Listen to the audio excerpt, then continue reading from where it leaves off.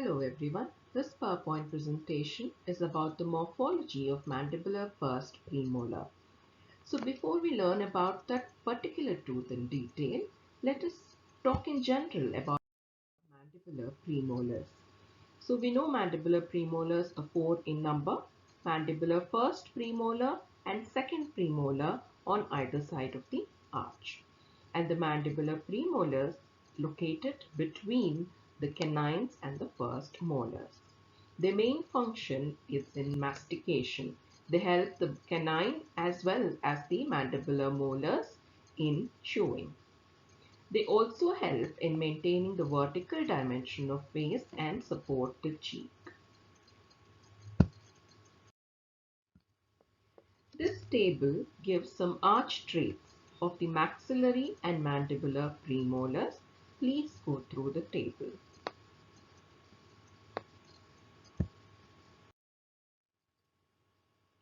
Now let us learn in detail about the mandibular first premolar.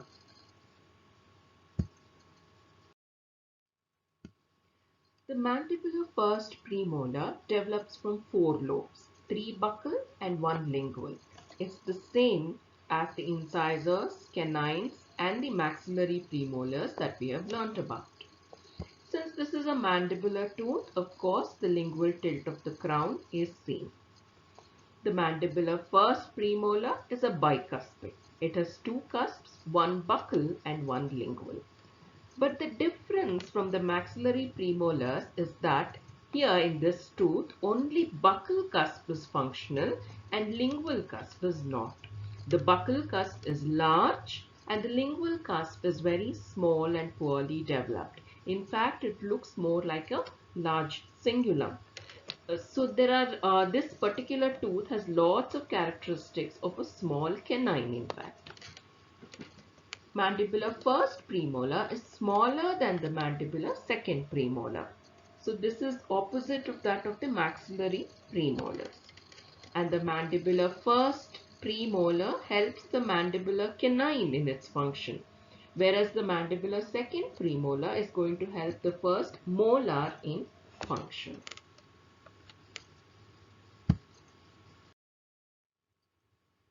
This is the chronology of the mandibular first premolar. Let us move on to detailed description of the tooth from all aspects. As usual, we start with the buccal aspect and we will talk about the crown and the root. First, we start with the crown in how it looks from the buccal aspect. The overall outline is trapezoidal, just like the canines and the maxillary premolars. But here the crown is bilaterally symmetrical. The mesial and distal halves look almost alike. The crown tapers cervically, and from this aspect only the buccal cusp is seen.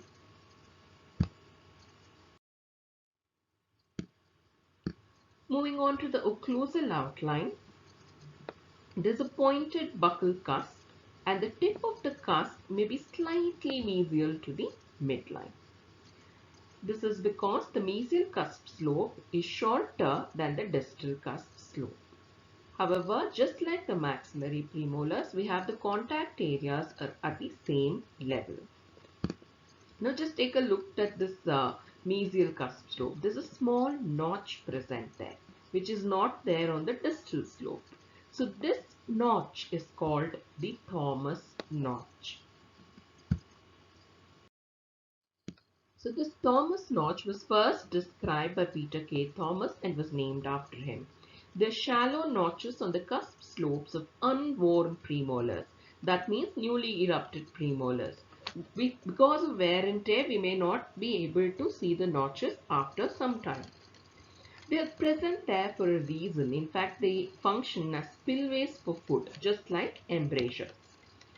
They are a common feature of mandibular premolars. In fact, it's on the mesial cusp slopes of the first premolar and on the distal cusp slope of the second premolar. So this is in brief about the Thomas notch. Coming to the cervical outline.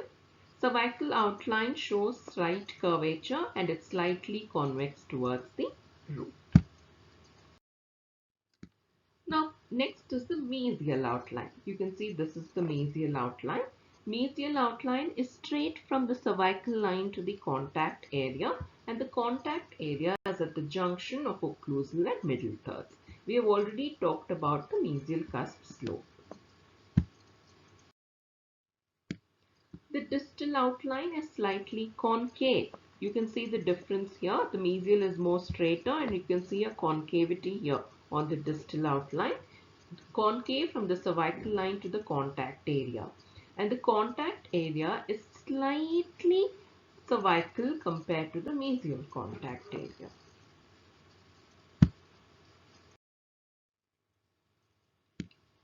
Next, we have talked about the outlines of the buccal aspect. Now coming to the buccal surface itself. The buccal surface of this tooth is more convex than the maxillary premolars. There is a buccal ridge present, may not be as prominent as on the maxillary first premolar, but it is seen. The middle lobe is well developed and it forms a pointed cusp. And just like canines and maxillary first premolar, we can see developmental depressions on either side of the buccal ridge. That was about the crown. Now let us talk about the root of the mandibular first premolar.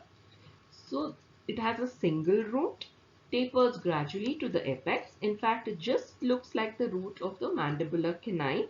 The only difference is it's much shorter. It has a pointed apex. So this is a diagram which gives you a summary of the buccal aspect of the mandibular first premolar.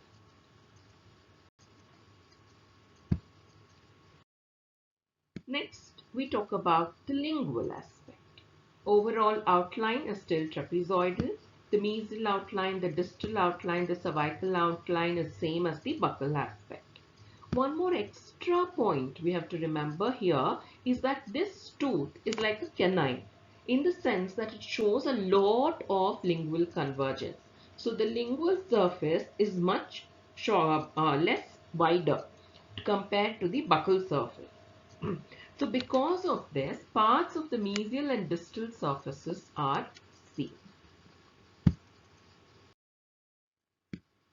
Now when it comes to the occlusal outline, here both the cusps are seen. The buccal cusp and the lingual cusp. In fact, you can see the difference here, how large the buccal cusp is and how small the lingual cusp is. So most of the occlusal surface is also seen because of this small lingual cusp. But that doesn't mean that you cannot see the lingual cusp at all. In fact, it has a pointed tip and you can see it. But it's about 2/3 of the buccal cusp. In this aspect, so it resembles more a canine than a premolar. Now on the lingual surface itself is one feature which is unique to this tooth. That is this groove. This groove, which is the mesiolingual developmental groove. So it's on the lingual surface, it's on the mesial side. So it's called the mesiolingual developmental groove. It's going to extend on to the occlusal surface. So this slide gives you some points about this mesiolingual developmental groove. So if you remember, maxillary first premolar had one similar characteristic groove which was on the mesial surface. We had called it the mesial marginal developmental groove. So here in this tooth, it is the mesiolingual developmental groove because it's on the lingual surface. So this is a characteristic feature of this tooth and it acts as a demarcation between the mesiobuccal lobe and the lingual lobe. Just like I told, it joins the mesial fossa on the occlusal surface. Now coming on to the root from the lingual aspect, it's similar to the buccal aspect, but again you have to remember the lingual convergence. Just like the crown, the root also converges lingually. So we see mesial and distal surfaces of the root also. In fact, there's a developmental depression on the mesial aspect of the root. Part of it can be seen from the lingual aspect also.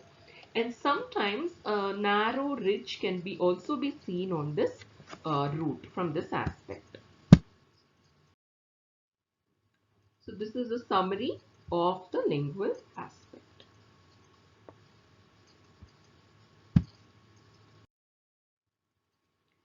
Coming to the mesial aspect, we will start with the crown. So overall outline of the crown is a rhomboid, right? We will start with individual outlines. Coming to the buccal outline, now suddenly instead of a premolar, it starts looking like a canine. You see, we learned first only that it has characteristics of a canine, right? So this buccal outline is curved and the crest of curvature is in the cervical third. Let us say it's almost at the junction of the cervical and middle third of crown. And the lingual outline is less curved and its crest of curvature is in the middle third. Now this is a point which is common to all premolars. On the buccal outline, the crest of curvature is in the cervical third, and on the lingual outline, the crest of curvature is at the middle third. We talked about the buccal lingual outlines. Now we talk about the occlusal outline. So we are seeing both the cusps. We are seeing the large buccal cusp and the small lingual cusp. So the buccal cusp tip is centered over the midline of the root, right? It's centered over the root, whereas the lingual cusp tip is in line with the lingual border of the root. The height I have already told, the lingual cusp is around 2/3 the height of the buccal cusp. Now just look at this part of the lingual cusp, right? The convexity. So the convexity of this lingual cusp is outside the root contour. That is something we have not seen in maxillary premolars. But here the lingual cusp convexity is outside the root contour.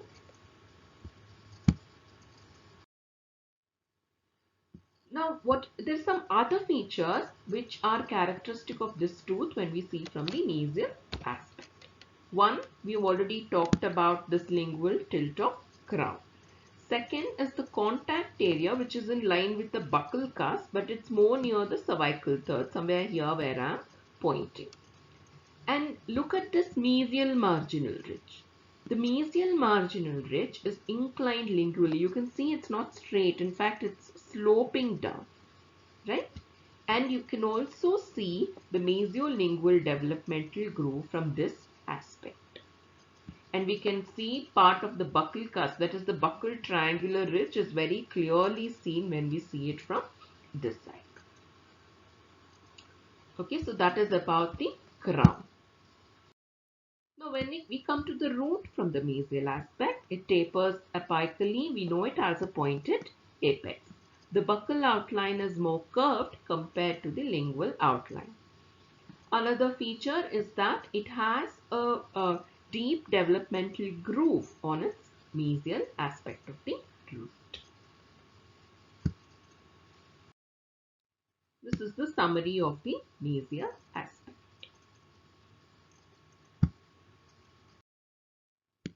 Next comes the distal aspect. We will talk about it more in terms of differences from the mesial aspect.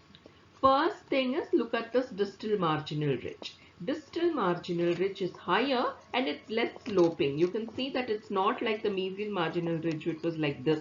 It was sloping lingually, but this is more straight up.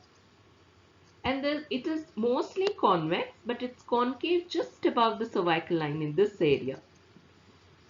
Cervical line is less curved when compared to the mesial aspect, and the contact area is in the center and it's more broader than the mesial aspect.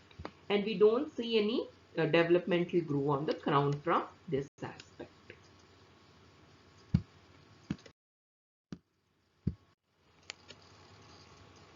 Now coming to the root from the distal aspect, it looks more convex. It has no groove, but it can have a shallow developmental depression on the root. This is the summary of the distal aspect.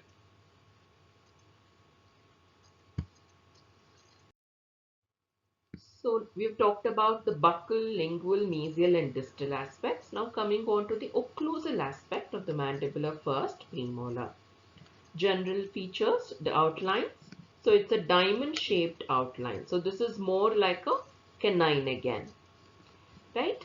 when we talk about its diamond shape, also remember that the cusp tip is in the center, somewhere here.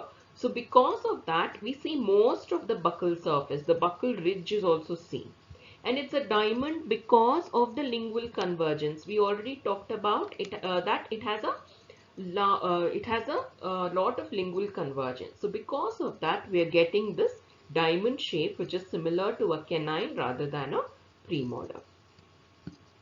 The buccal line angles. So this will be the mesiobuccal line angle. This will be the distobuccal line angle. They're prominent, but they are rounded. They're not sharp. In contrast with the maxillary first premolar. Contact areas are just next to the just lingual to these line angles, and the distal contact area is going to be more broader than the mesial contact area. Now let us talk about the various features of the occlusal aspect. We will start with the cusps. Cusps we have already talked about, two cusps, large buccal cusp, small lingual cusp. So the buccal cusp being large, it takes up most of the occlusal surface. Next we go on to the ridges. So the first thing are the cuspal ridges. So the buccal cusp will have one triangular ridge, the buccal triangular ridge. Apart from that, it will have the mesiobuccal cusp ridge and the distobuccal cusp ridge. Similarly, lingual cusp will have a lingual triangular ridge. Then it will have a mesiolingual cusp ridge and a distolingual cusp ridge. And the triangular ridges will unite to form a transverse ridge. Apart from these, we also see the mesial marginal ridge and the distal marginal ridge, which are forming the margins of the occlusal surface.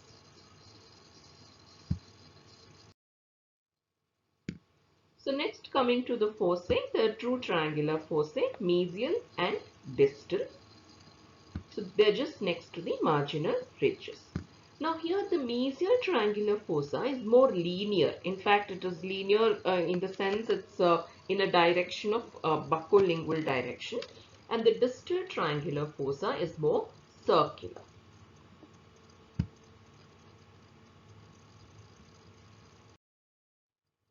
Next are the grooves. So in the center of the occlusal surface separating the buccal and lingual cusps is the central developmental groove. Next, on the mesial side, we have a mesial developmental groove, which is in the mesial triangular fossa, and it's, if you see the direction, it's more linear. That means it's more buccolingual, right? The same mesial developmental groove continues as the mesiolingual developmental groove, which is the characteristic feature of this tooth. So this is the mesial developmental groove, which continues as the mesiolingual developmental groove. Similarly, this side, on the distal side, we have a distal developmental groove which ends in the distal triangular fossa. Apart from this, we also have many supplementary grooves, particularly here radiating from the distal triangular fossa.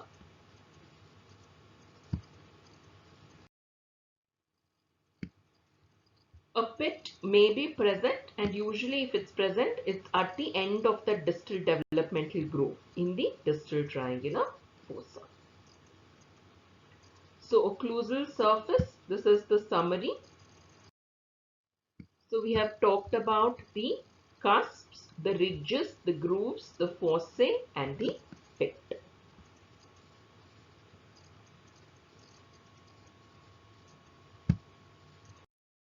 So that brings us to the end of the morphology of mandibular first premolar. Please do read about the pulpal anatomy as well as the morphological variations from your book. Thank you.